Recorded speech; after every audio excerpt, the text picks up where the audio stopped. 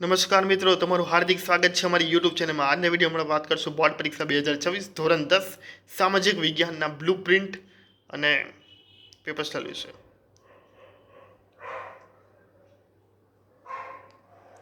સૌ પ્રથમ આપણે જોઈશું પ્રશ્નના પ્રકાર. હેતુલક્ષી જે વિકલ્પ 7 અને વિકલ્પ વિના બંને 24 પૂછાશે, જેના માર્ક પણ 24 છે. ટૂંક જવાબી પ્રશ્ન 1 જે વિકલ્પ વિના 9, વિકલ્પ સાથે 13 જેના માર્ક હશે ટોટલ 18.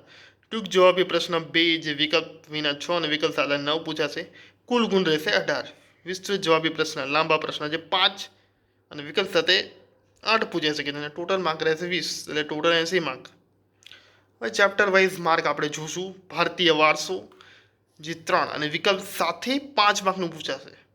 ભારતનો સાંસ્કૃતિક વારસો હસ્તકલા લલિત કલા જે 3 માર્ક અને વિકલ્પ સાથે 5 માર્કનું પૂછાશે. ભારતનો સાંસ્કૃતિક વારસો શિલ્પ અને સ્થાપત્ય જે 4 માર્ક અને વિકલ્પ સાથે 7 માર્કનું પૂછાઈ શકે છે. ભારતનો સાંસ્કૃતિક વારસો જે 4 અને વિકલ્પ સાથે પણ 4 માર્કનું જ પૂછાશે. ભારતનો વિજ્ઞાન અને ટેકનોલોજી વારસો જે 4 અને વિકલ્પ સાથે 8 માર્કનું પૂછાશે. ભારતના સાંસ્કૃતિક વારસાના સ્થળો જે 4 માર્કનું પૂછવાનું ફિક્સ છે. આપણા વારસાનું જતન જે 3 માર્કનું પૂછવાનું ફિક્સ છે. કુદરતી સંસાધનો વિકલ્પ વિના 3 અને વિકલ્પ સાથે 7 માર્કનું પૂછાશે. વન અને વન્યજીવન સંસ્થાપન જે 4 માર્કનું પૂછવાનું ફિક્સ છે. ભારત કૃષિ જે વિકલ્પ વિના 5 અને વિકલ્પ સાથે 9 માર્કનું પૂછાશે. ભારત જળ સંસાધન જે 3 માર્કનું પૂછવાનું ફિક્સ છે. ભારત ખનિજ અને શક્તિના સંસાધનો જે 3 અને વિકલ્પ સાથે 5 માર્કનું પૂછાશે. ઉત્પાદન ઉદ્યોગો જે 3 અને વિકલ્પ સાથે 5 માર્કનું પૂછવાનું છે. પરિવહન સંદેશાવ્યવહાર વ્યાપાર જે 3 માર્કનું પૂછવાનું ફિક્સ છે. આર્થિક વિકાસ પણ 3 માર્કનું પૂછવાનું ફિક્સ છે. આર્થિક ઉદારીકરણ વૈશ્વિકરણ જે 3 માર્કનું પૂછવાનું ફિક્સ છે. આર્થિક સમસ્યાઓ અને પડકારો ગરીબી અને બેરોજગારી 4 માર્ક અને વિકલ્પ સાથે 8 માર્કનું પૂછાશે. ભાવ વધારો અને ગ્રાહક જાગૃતિ જે 3 માર્ક અને વિકલ્પ સાથે 6 માર્કનું પૂછાશે. માનવ વિકાસ જે 4 માર્કનું પૂછવાનું ફિક્સ છે. ભારત સામાજિક સમસ્યા અને પડકારો જે 5 માર્કનું પૂછવાનું ફિક્સ છે. સામાજિક પરિવર્તન જે 4 માર્કનું પૂછવાનું ફિક્સ છે. પ્રકૃતિના શોષણ અને વ્યવસ્થા જે 2 માર્કનું પૂછવાનું ફિક્સ છે.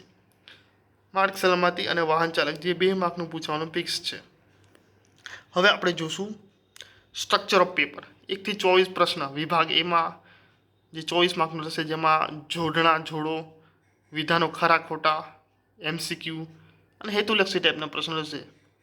વિભાગ બી 25 થી 30 ક્વેશ્ચન જે તમને 13 પ્રશ્ન હશે, તેમાંથી કોઈ પણ 9ના તમારે જવાબ આપવાના રહેશે. જેમાં કારણ આપો, પરિચય, ઐતિહાસિક ઓળખ આપો, ટૂંકમાં જવાબ જે પ્રકારના પ્રશ્ન રહેશે, જે ટોટલ 18 માર્કનું રહેશે. વિભાગ સી 38 થી 46 પ્રશ્ન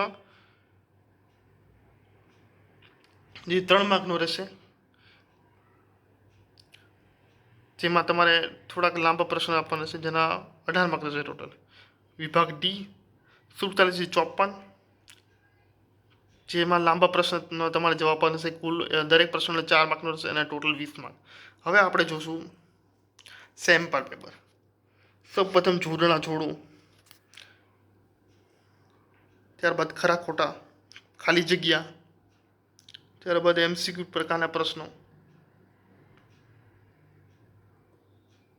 વિભાગ બી 2 માર્કના પ્રશ્નો. વિભાગ સી 3 માર્કના પ્રશ્નો.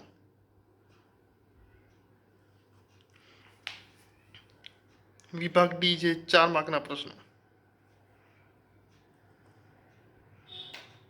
અને આમાં નકશો પણ હશે. આભાર.